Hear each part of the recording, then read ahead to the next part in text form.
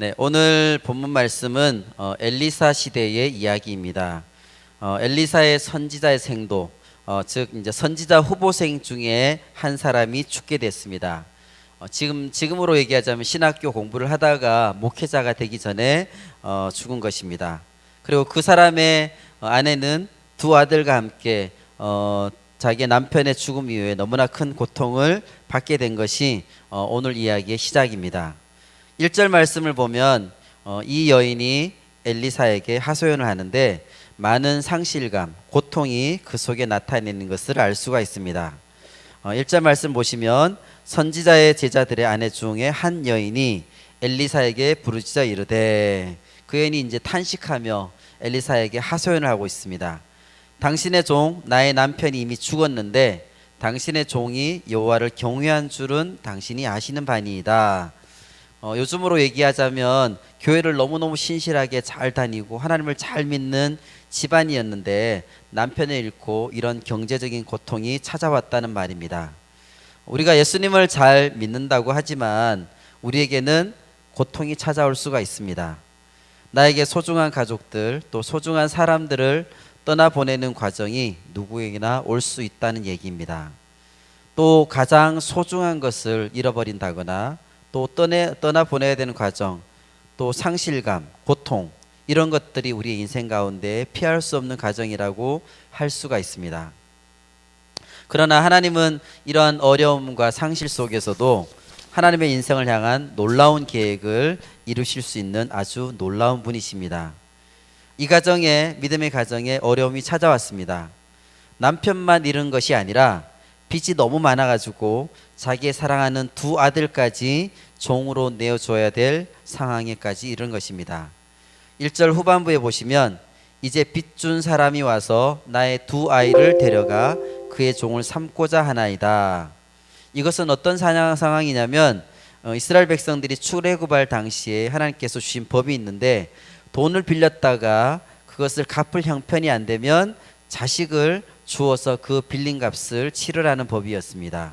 출애굽기 21장 2절 말씀에 보면 내가 히브리 종을 사면 그는 6해 동안 섬길 것이요 7째 해에는 몸값을 물지 않고 나가 자연이 될 것이며, 그 일이 여인의 가정에 닥친 것입니다. 부채가 많은데 갚지 못해가지고 채권자들이 와서 자식을 데려가겠다는 것입니다. 남편을 잃은 것도 서러운데 자식까지 6년 동안 떨어져서 지내야 되는 그런 안타까운 상황이 된 것입니다. 이때 이 여인이 찾아간 곳이 바로 엘리사입니다. 우리 크리스찬들은 어려운 상황들이 닥쳤을 때 잘 찾아가야 될 것입니다. 우리는 누구를 제일 먼저 찾아가야 될까요? 바로 하나님입니다.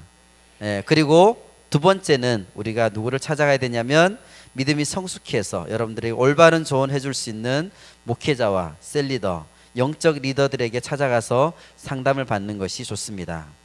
어려울 때 나를 어렵게 만든 사람을 찾아가는 것이 아니라 나에게 도움이 되는 사람들을 분별해서 찾아가는 지혜가 우리 모두에게 있기를 원합니다. 이 여인은 엘리사를 찾아갔습니다. 그래 엘리사가 이 여인을 만나서 처음 한 질문이 있습니다. 2절 말씀을 같이 보시겠습니다. 엘리사가 그에게 이르되 내가 너를 위하여서 어떻게 하랴? 내 집에 무엇이 있는지 내게 말하라. 어려운 사람한테 너무나 가혹한 질문을 하고 있는 것 같습니다. 지금 갖고 있는 게 뭐냐? 이렇게 묻고 있습니다. 그가 이르되 계집종의 집에 기름 한 그릇 외에는 아무것도 없나이다 하니, 이렇게 여인은 대답을 했습니다. 여인이 여기서 말한 것 중에 강조한 것이 무엇일까요? 기름 한 그릇이 있다는 것을 강조했을까요? 아니면 아무것도 없다는 것을 강조한 것일까요? 네, 네. 네, 이렇게 대답이 너무 나와주니까 너무 기분 좋네요. 네, 아무것도 없다는 것을 강조하고 있습니다. 네, 기름 한 병은 별로 중요하지 않다는 것을 이 이야기 속에서, 이 말 속에서 알 수가 있습니다. 그에게 아무것도 없다는 것을 강조하고 있는 것입니다. 그때 엘리야는 동네에 가서 그릇을 많이 빌려오라고 했습니다. 그래서 그릇을 많이 빌려오게 됐습니다. 빌려오고 나서 방에 들어가서 두 아들과 함께 빌려온 그릇에다가 기름을 따르라고 했습니다. 이 기름에 그릇을 부으면 또 기름이 생기는 것이었습니다. 그래서 계속해서 그릇에 기름을 부었으며 아들에게 더 이상 그릇이 없냐고 물었더니 아들이 이제 남은 그릇이 없다고 대답했을 때 기름의 기적은 끝이 나게 됐습니다. 그리고 나서 엘리사가 이 여인에게 이렇게 얘기합니다. 7절을 같이 보겠습니다. 그 여인이 하나님의 사람에게 나아가서 말하니 그가 이르되 너는 가서 기름을 팔아 빚을 갚고 남은 것으로 너와 내 두 아들이 생활하라 하였더라. 빚을 다 갚고도 남음이 있어서 생활비까지 생기게 된 기적입니다. 우리는 살아가다 보면 소중한 것을 소중하게 여기지 않을 때가 있습니다. 작은 기름병 하나가 이렇게까지 귀한 줄은 예전에는 미처 몰랐습니다. 아무것도 없습니다. 작은 기름병 외에는 아무것도 없다고 이 여인은 얘기했습니다. 그러니까 이 기름병은 아무것도 아니란 얘기입니다. 있지만 없는 거랑 별반 다르지 않다는 것입니다. 그러나 하나님은 이 가정에 이 작은 기름병, 이 얼마나 소중한 것이라는 것을 가르쳐 주고 있습니다. 그 기름병으로 인해서 많은 그릇의 기름이 채워져서 그 가정의 부채가 갚아졌고 또 당장 생활할 생활비까지 생긴 것입니다. 그 기적의 도구로 쓰인 것이 바로 이 작은 기름병입니다. 하나님의 엘리사를 통해서 이 여인에게 가르쳐 주는 것이 있습니다. 바로 이 기름병 하나밖에 없나이다 이게 아니라 이 기름병으로 인해서 이 가정에 하나님이 함께하고 계시다는 것을 내가 보게 되었습니다. 이렇게 놀라운 기름병인 줄을 내가 몰랐습니다. 이것을 가르쳐 주고 있었던 것입니다. 우리는 하나님의 자녀로서 하나님의 백성으로 살아가지만 우리가 가진 소중한 것을 몰라볼 때가 너무나 많습니다. 그러면서 나한테는 아무것도 없어. 내가 가진 게 뭐가 있어? 이렇게 하면서 오로지 상실감, 원통 속에서 살아가는 시간들이 너무나 많습니다. 만일 엘리사가 이 7절 다음에 여인에게 너희 집에 무엇이 있냐라고 다시 한번 묻는다면 기름으로 인해서 부채를 갖고 또 생활비까지 생기게 된 상황에서 여인에게 너에게 너희 집에 무엇이 있냐라고 다시 물어봤다면 이 기름병 외에는 아무것도 없나이다 이렇게 대답했을까요? 아니죠, 그죠? 우리 집에는 너무나 값진, 너무나 귀중한 기름병이 있다고 대답했을 것입니다. 이것이 그렇게 귀한 줄을 몰랐던 것입니다. 그러면 이 작은 기름병, 이거는 무엇을 얘기하고 있을까요? 예수님이 기름을 비유에 사용하신 적 있죠. 열처녀의 비유에 사용했습니다. 10명의 여인이 신랑을 기다리는데 지혜로운 5명의 여인은 기름을 충분히 준비했고 어리석은 5명은 기름을 다 허비했습니다. 여기에서 기름은 무엇을 얘기할까요? 이 기름은 바로 성령 하나님을 얘기하고 있습니다. 상심에 빠진 여인에게 엘리사는 말하고 있습니다. 내가 모든 것을 잃어버렸다 하더라도 절대 잃어버릴 수 없는 것이 하나 있다. 그것이 무엇이냐? 바로 내 안에, 너희 가정 안에 성령 하나님이 함께 하신다는 것입니다. 우리는 모든 것을 잃어버린다 해도 하나님은 절대 잃어버릴 수가 없습니다. 그분은 우리와 늘 함께 동행하고 계십니다.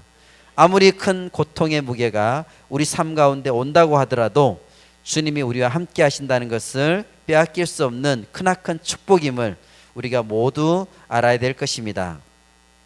지난주에 돈 걱정 없는 우리 집 지원센터장님이 오셔서 우리가 재정 강의를 들은 적이 있습니다. 못 들으신 분들이 있기 때문에 그 중에 중요한 부분 한 부분을 말씀드리겠습니다. 우리나라의 국가의 GDP가 늘어나고 1인당 막 GNP가 3만 불이 넘고 세계 10위권의 경제대국이 되었지만 우리는 그만큼 우리가 체감을 하지 못하고 있습니다. 어떤 물건을 갖고 싶고 구매하고 싶은 것에 대한 기대치가 이 참조틀이라는 것인데 참조틀은 계속해서 높아지지만 우리의 수입은 그만큼 따라가지 않는다는 것입니다. 그러기에 계속해서 우리는 빚을 질 수밖에 없는 구조적인 한계 속에 있다는 것입니다. 그렇습니다. 우리의 빚이 계속 늘어나기 때문에 실제로 우리가 가진 것은 별로 없습니다. 통장에 실제로 남아있는 돈은 별로 있지 않습니다. 아무것도 없습니다. 없지만 그 가운데 주님이 주시는 축복을 우리가 발견해야 될 것입니다. 없기 때문에 우리 안에 계신 그분이 계시다는 것을 우리가 더욱더 분명하게 알 수 있는 것입니다.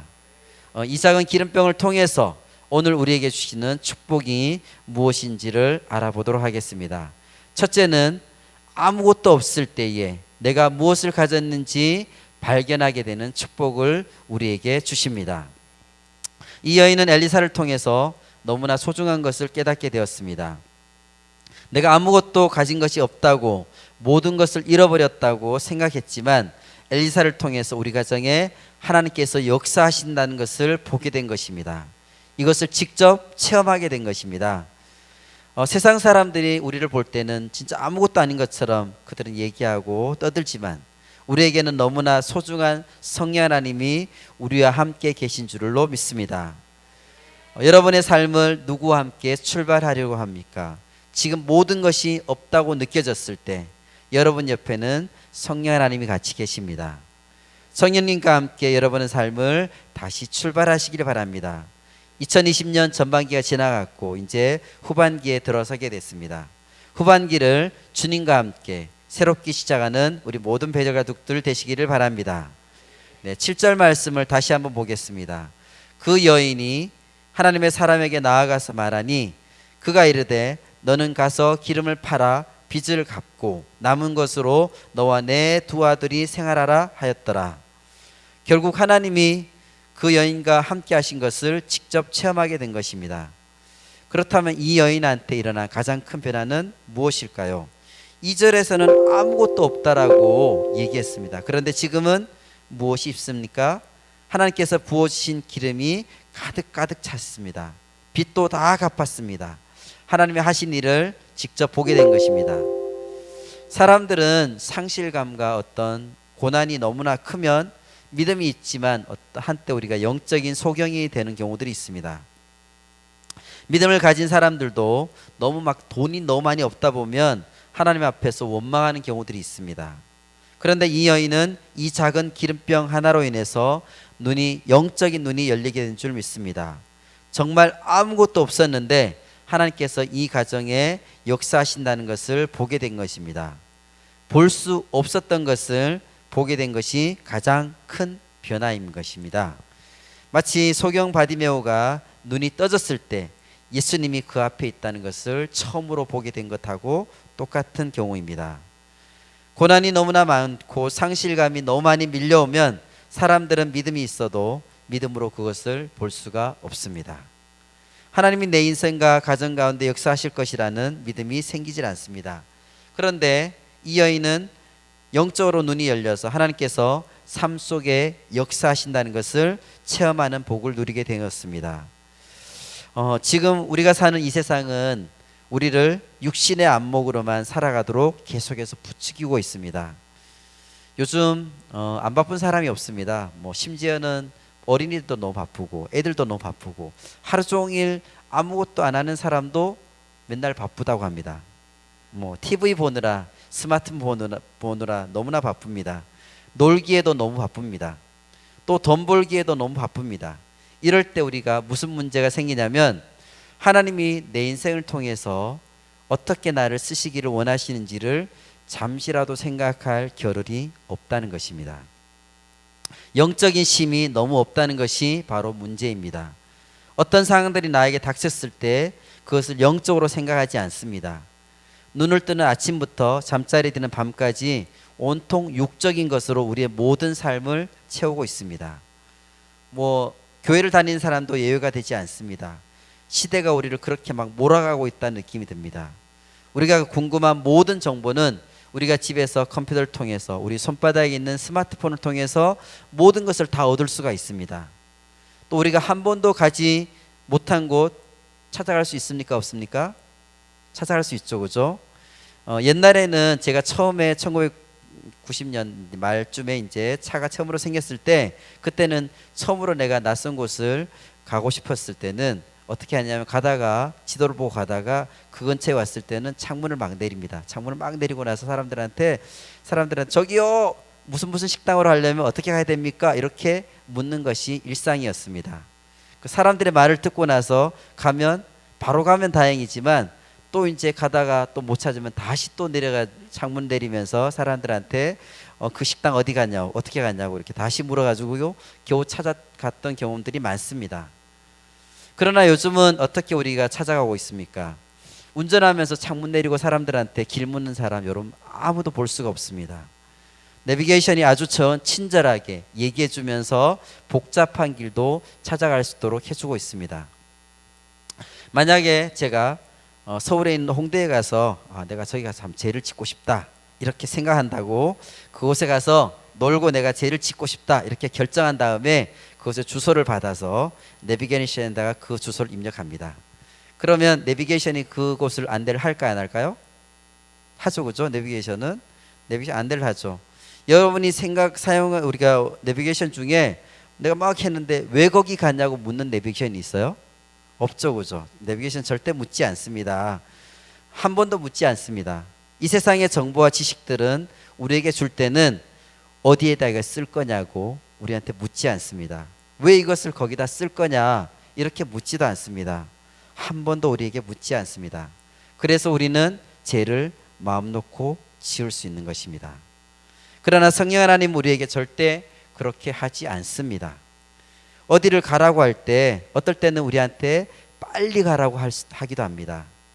또 이제 가서 너한테 너는 없지만 너에게 있는 것을 그나마 다 주라고 이렇게 얘기할 때도 있습니다. 때로 성령 하나님께서는 우리에게 어디가 우리를 가려고 할 때에 그걸 왜 가니? 멈춰라. 당장 멈춰라고 얘기하는 경우도 있습니다. 우리는 육적인 눈으로 다니는데 성령 하나님은 우리가 가는 영적인 길들을 우리가 알고 계십니다. 우리가 성령 하나님의 영적인 안내를 받기를 원합니다. 우리를 영적으로 안내하시는 분은 이 세상에서 성령 하나님밖에 없음을 믿으시길 바랍니다. 내가 이 길을 가야 되는 길인지 가지 말아야 되는 길인지 또 계속해서 가야 될 것인지 여기서 멈추라는 것인지를 말씀하실 수 있는 분은 바로 성령 하나님밖에 없습니다. 그런데 우리는 이 세상에서 계속해서 육으로 밀려서 살아가고 있습니다.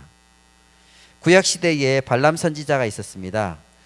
이스라엘을 저주해 달라는 발락 왕의 요청을 받았지만 그는 거절했습니다. 그런데 자꾸 계속해서 요청하고 돈을 준다고 하니까 떠밀려서 저주를 하러 가게 됩니다. 무엇을 타고 가느냐면 나귀를 타고 가게 됩니다. 그런데 나귀가 가다가 무엇을 봤습니까? 바로 하나님의 천사가 길을 막고 있는 것을 보게 됩니다. 그래서 나귀가 못 가고 안 가고 계속해서 망설이고 있으니까 발람이 어떻게 합니까? 발람이 나귀를 때립니다. 그때 아주 기적 같은 일이 일어나게 되죠. 나귀가 왜 때려? 하고 말을 하게 됩니다. 이 사건을 보면 사람은 영의 눈이 멀어 있고 짐승은 영의 눈이 떠져 있는 아주 넌센스 같은 상황입니다. 이와 같은 상황이 오늘날에도 우리 속에도 계속해서 되고 있다는 사실입니다. 우리가 하나님 앞에 나와서 예배하고 말씀을 듣지만 그것으로 끝나서는 안 될 것입니다. 세상 속에서 영적인 눈이 열려가지고 그 영적인 힘으로 우리가 살아가야 될 것입니다. 그러기 위해서 우리가 예배하고 말씀을 듣는 이유입니다. 이 여인은 너무나 큰 삶의 무게에 짓눌려서 살아가다가 하나님께서 역사하시는 기적적인 장면을 체험하고 난 다음에 하나님이 나와 함께 하시다는 은혜의 지배를 받는 여인으로 바뀌게 되었습니다. 영의 눈이 열린 것입니다. 우리는 매일마다 이렇게 기도하기를 원합니다. 내 영의 눈을 열어주십시오. 매일의 삶을 살아가면서 하나님께서 나를 이 땅에 보내신 이유를 무엇인지를 알게 하여 주시옵소서. 나를 통해서 이 땅에 하나님께서 이루시기를 원하시는 사명이 무엇인지를 깨닫게 하여 주시옵소서. 나의 비전이 하나님의 비전인지 나는 하나님의 나라와 하나님의 그 뜻을 이루며 살아가고 있는지 매일마다 생각하며 살아가게 하여 주시옵소서. 이 여인을 보면서 우리에게는 소망이 생깁니다. 아무것도 없다고 얘기한 이 여인이 주님을 바라보며 소망이 생긴 것입니다. 바로 무엇 때문입니까? 바로 작은 기름병 하나 때문입니다. 아무것도 없을 때 우리는 내게 있는 것, 내게 가진 가장 소중한 것을 우리가 볼 수 있게 될 것입니다. 우리의 소망 대신 하나님을 우리가 보게 되는 것입니다. 우리의 능력 대신 성령 하나님을 보게 되는 것입니다. 내가 가진 것이 없다는 것에 우리가 집중하지 마시고 여러분 안에 계신 성령 하나님으로 인해서 하나님 주시는 기쁨과 축복을 누리는 우리 모두가 되시기를 원합니다. 네, 작은 기름병을 통해서 우리에게 주시는 두 번째 축복은 무엇입니까? 영적으로 생각하는 사람이 되도록 기도하는 것입니다. Spiritual sense, 영적인 감각을 우리가 높이는 사람이 되도록 하나님께 간구하는 사람이 되시기를 바랍니다. 하루 종일 육적인 것만 생각하고 육적인 것으로 나를 채우는 육식동물과 같은 삶이 되지 않도록 기도하시길 바랍니다. 하나님, 나를 창조하신 목적이 무엇입니까? 하루를 지내고 나서 하나님, 오늘도 나의 삶 속에 역사하심을 감사드립니다. 이렇게 영적으로 생각하며 살아가는 그런 은혜가 우리 모두에게 있게 되기를 원합니다. 영적으로 하루를 살아가는 사람들은 나와 함께하는 작은 기름병, 주님을 볼 수가 있는 것입니다. 세상 사람들은 하나님 믿어서 너가 잘 되는 것이 뭐가 있냐, 이렇게 하나님을 점점 더 작게 만들어 버립니다. 그 말에 우리는 절대 동의할 수가 없습니다. 하나님이 여러분의 삶을 통해서 반드시 영광을 받으실 것입니다. 그래서 여러분들을 지으신 것입니다. 엘리사는 영의 눈을 잘 열어주는 그런 선지자였습니다. 아람 군대가 쳐들어왔을 때, 엘리사를 둘러쌌을 때 엘리사의 종은 아주 난리법석이 났습니다. 큰일 났다고 얘기하면서 엘리사에게 다가왔습니다. 여호와여, 저 종의 눈을 열어서 여호와의 군대를 보게 하옵소서, 이렇게 엘리사가 기도했습니다. 그리고 나서 우리와 함께한 자들이 저들보다 많다라고 얘기했습니다. 그때 엘리사의 종의 눈이 열려서 여호와의 군대를 보게 된 것입니다. 이처럼 믿음으로 내 인생을 바라보는 우리들이 되기를 원합니다. 후반기를 시작하는 이때에 남은 2020년 매일매일 영의 눈이 열려지는 축복을 누리게 되시기를 원합니다. 그런데 문제는 무엇이냐면, 이 말씀을 들으면서 우리는 이 말씀을 믿지만 이 말씀이 적용되는 것은 불가능할 것이라는 믿음이 우리에게 있습니다. 여러분, 오늘 집에 가서 내가 기름을 꺼내서 그릇에 한번 부어보세요. 뭐 다른 집에 가서까지 빌릴 것도 없습니다. 여러분 집에 있는 그릇에다가 기름을 부으면 기름이 있는 만큼만 나올까요? 아니면 계속해서 나올까요? 네, 당연히 그냥 있는 만큼만 나오겠죠. 이 말씀 우리가 듣고 나서 아주 구약시대에 그냥 있었던 옛날 이야기로만 끝날 수가 있습니다. 우리는 이런 말씀을 읽을 때 어떤 적용을 어떻게 해야 될 것인가, 이런 문제에 부딪히게 됩니다. 뭘 적용해야 될 것인가? 오히려 우리에게는 이런 기적이 일어나기를 바랍니다. 로또 한번 당첨됐으면, 이런 마음이 있죠. 그런데 또 우리한테는 또 이런 마음이 있어요. 내가 믿음이 좋은 사람한테는 절대 로또 당첨이 되지 않을 거라는, 네, 그런 믿음도 있죠. 그러니까 우리는 안 되는 것입니다. 이것도 안 되고 저것도 안 되고. 오늘 이야기를 살펴보면 남편의 상실, 부채의 증가, 자식을 잃어버릴 것 같은 상황, 여기서 엘리사를 찾아가서 영적인 기적이 일어났습니다. 문제는 극복되었습니다. 우리는 이 말씀을 들으면서 자신감을 잃어버려야 정상입니다. 왜냐하면 나한테는 저런 일이 일어나지 않으니까. 그렇다면 이 말씀 우리가 어떻게 적용해야 될까요? 6절 말씀을 같이 보겠습니다. 그릇에 다 찬지라 여인이 아들에게 이르되 또 그릇을 내게로 가져오라 하니 아들이 이르되 다른 그릇이 없나이다 하니 기름이 곧 그쳤더라. 기름을 얼마만큼 채웠나요? 부채를 갚을 정도로 채웠습니다. 또 잠깐 먹을 수 있을 정도로 채웠습니다. 그렇다면 이 여인이 갑부가 되었습니까? 성경에서 하나님께서 기적을 주실 때 평생 먹고 살 정도로 주신 적은 없습니다. 이스라엘 백성들한테 만나를 주셨습니다. 그들에게 얼마만큼을 주셨느냐면 하루치 또는 안식일 전날에는 이틀치 정도밖에 매일마다 주시지 않았습니다. 40년 동안 그렇게 주셨습니다. 주기도문에서는 우리에게 일용할 양식을 주옵시고 라고 이렇게 얘기하고 있습니다. 여기서 일용할 양식은 육적인 양식도 있지만 매일마다 우리가 살아갈 영의 양식도 말하고 있습니다. 하나님은 기적을 행하실 때 이 사람을 갑부가 되게 하지는 않습니다. 나오미와 룻이 있었습니다. 남편과 아들을 잃고 이스라엘 땅으로 돌아왔을 때에 믿음의 어머니 나오미는 아주 낙심했습니다. 그런데 그때 마음이 뜨거워졌던 룻은 바로 그 다음 날부터 밭으로 나갔습니다. 밭에 가서 이삭을 줍습니다. 이삭을 주러 나갔는데 바로 우연히도 보아스의 땅으로 밭으로 가게 된 것입니다. 보아스가 보면서 저 여자가 누구냐라고 하니까 나오미 집안의 며느리라고 하였습니다. 그리고 저 여자는 너무나 성실하다고 얘기해 줬습니다. 그랬더니 보아스가 하인들에게 이르되 너희는 룻 외에 다른 사람들을 그 밭에 오지 못하게 해라. 그리고 룻의 앞에 지나가면서 이삭을 한 움큼씩 떼가지고 떨어뜨려 놓으라고 했습니다. 룻은 큰 은혜를 받게 된 것입니다. 다른 여자들보다 훨씬 더 많은 이삭을 주어서 집으로 왔습니다. 그때 나오미의 기쁨이 회복되었습니다. 그것으로 집을 샀습니까? 그렇지 않죠. 그들이 가슴 벅차게 느끼는 그 기쁨은 집을 사는 돈이 아니었습니다. 그 기쁨은 하나님이 나와 함께 하신다는 것을 맛보아 아는 것이었습니다. 그것이 가슴에 넘치는 것이었습니다. 우리가 이런 말씀 보면 자꾸 좌절하는지, 왜 그렇게 자꾸 좌절하느냐 하면 바로 기적만을 보기 때문입니다. 그런데 기적보다 우리가 먼저 해야 될 것이 있습니다. 3절 말씀을 같이 보겠습니다.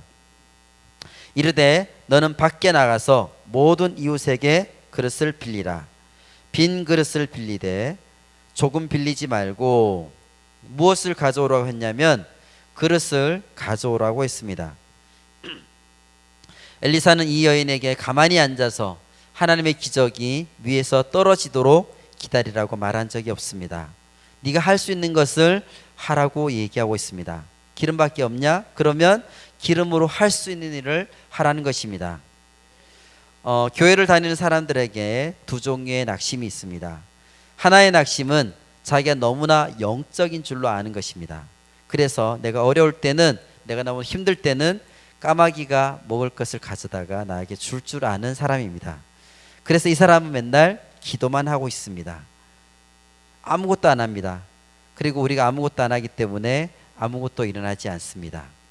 두 번째 낙심은 아무것도 안 일어날 거라고 너무나 잘 알고 있는 이성적인 사람이어서 바로 이 사람 육적인 사람입니다.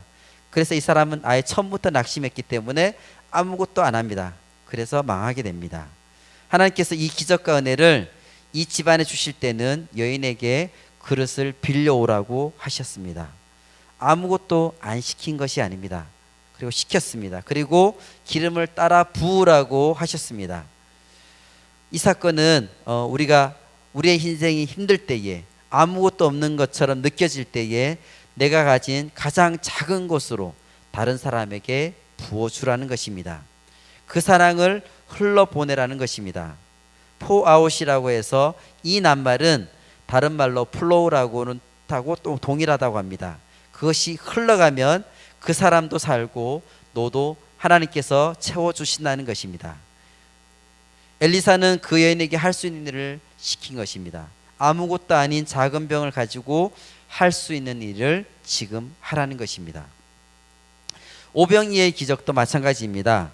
예수님께서 많은 사람을 어떻게 먹여야 될지 알고 계시지만 기적을 행하시지 않고 계셨습니다. 어른들은 자기의 도시락을 숨기고 가만히 있을 때에 어린이가 자기 도시락을 가지고 들고 나왔습니다. 어린 소년이 자기 도시락을 들고 나왔을 때에 하나님의 기적이 그 가운데 일어나게 된 것입니다. 이 아이의 도시락을 통해서 5,000명이 먹고 남음이 있었습니다. 우리는 무엇을 가지고 있습니까? 아무것도 없습니까? 내 통장에 몇십만 원, 아니 단돈 몇만 원밖에 없습니까? 낙심하고 상심하고 잊지 마시기를 바랍니다. 그것으로 할 수 있는 일을 우리가 하시기를 바랍니다. 작은 기름병밖에 우리 집에 없습니까? 우리 가정에 주신 그 기름병을 가지고 우리가 최선을 다해 살아야 될 것입니다. 그러면 기름을 부을 때에 하나님이 함께 하셨던 기적이 여러분 모두에게 있게 될 것입니다. 오병이어에서 떡과 물고기를 가지고 나왔던 아이에게 하나님이 하셨던 기적이 여러분에게 있을 것입니다. 우리 모두에게 동일하게 하나님이 함께 하시는 기적으로, 은혜로 우리 삶 가운데 나타날 줄로 믿습니다. 우리의 손이 기름병을 따르던 이 여인의 손이 되어지기를 원합니다. 물로 포도주를 주님께서 만들 때에 그 말씀에 순종하여 물을 날랐던 그 발걸음이 우리 모두의 발걸음이 되기를 원합니다. 우리가 할 일을 내가 가진 한계 상황 속에서 하게 될 때에 하나님께서 역사하시는 삶의 기적을 우리 모두가 체험하게 될 것입니다. 아무것도 없다고 하지 말고 내가 가진 가장 작은 것으로 최선을 다해서 시작하시기를 바랍니다. 그러면 그 손과 발이 하나님이 역사하시는 기적의 손과 발이 될 줄로 믿습니다. 기름병을 통하여 우리에게 주시는 마지막 세 번째 축복은 바로 내가 가진 작은 것으로 최선을 다해 살아가는 것입니다. 이것이 바로 영적인 것입니다. 하늘에서 떨어지는 것만을 기다리는 것이 영적인 것이 아니라 하나님 오늘 나에게 주신 지극히 작은 기름병 하나, 그것을 가지고 최선을 다해서 살아가는 것입니다. 그러면 주님이 우리와 함께 하시는 것을 맛보게 될 것이고 이 세상의 어떤 것보다도 더 큰 기쁨을 우리가 누리게 될 줄로 믿습니다. 요즘 우리가 너무나 살기가 힘들다, 경제가 너무 어렵다고 말하고 있습니다. 부동산은 들썩거리고 일자리는 모자라고 있습니다. 통장에 잔고는 없고 하루하루 살아가기가 바쁩니다. 나에게 소중한 것들이 나를 떠나가는 경우들도 많습니다. 나에게 중요한 것들을 잃어버립니다. 가슴이 아픕니다. 힘이 듭니다. 그러나 낙심하지 마십시오. 모든 것을 잃어버려도 절대로 잃어버릴 수 없는 한 분을 우리는 모시고 살아가고 있습니다. 그분이 바로 우리 하나님이십니다. 내 힘으로 내가 살아가려 할 때는 보이지 않았던 능력의 하나님이 우리와 함께 계십니다. 내 기분대로 살아가려 할 때, 절망적인 상황에 빠지게 되었을 때에 바로 그 가운데 기쁨의 하나님이 우리 가운데 우리 곁에 계십니다. 내 마음대로 되지 않아서 답답해하며 포기하려고 할 때에 소망 되신 하나님께서 우리를 붙잡아주고 계십니다. 내 곁에 아무것도 없다고 말할 그때에 하나님은 우리와 함께하고 계십니다. 아무것도 없나이다 라는 고백 속에, 내가 아무것도 할 수 없나이다 라는 고백 속에 하나님은 그 가운데 역사하고 계십니다. 나에게 주어진 상황 속에서 내가 지금 가진 것을 가지고 하나님 앞에 나아가시기를 바랍니다. 하나님께 주신 비전의 삶은 결코 저 멀리 있는 것이 아닙니다. 나에게 주신 작은 일, 내가 가지고 있는 그것을 가지고 움직이는 것이 바로 비전의 삶입니다. 하나님께서는 지금 여러분들이 움직이기를 원하십니다. 모든 것을 다 갖추고 나서 움직이시기를 원하지 않습니다. 내게 주어진 그 상황, 그곳에서 내가 가진 것으로 하나님께 드리시기를 원합니다. 내가 가진 것을 소중히 여기십시오. 내가 하는 일에 최선을 다하십시오. 그래서 하나님 주신 축복을 모두 누리시기를 바랍니다. 하나님이 주신 비전의 길, 축복의 길을 온전히 누리며 살아가는 여러분 모두가 되시기를 원합니다. 우리 같이 일어나서 같이 찬양하며 결단하며 주님 앞에 나아가도록 하겠습니다.